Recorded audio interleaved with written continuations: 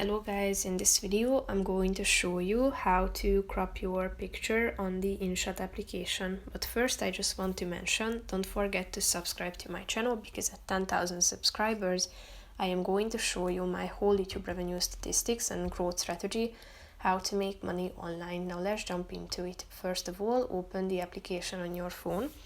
Then click on the follow button in the middle of the screen within the create new section.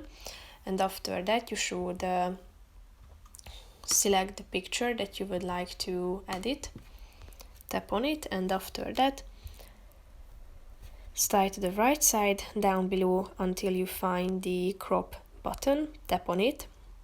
Here you can crop your picture, as you can see by tapping on one of the corners of your picture you will be able to crop it, but you can also use these presets down below,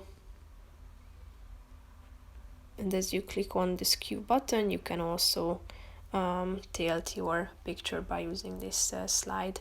And when you are done you have the chance to save your picture by clicking on the check mark icon on the right side of the screen.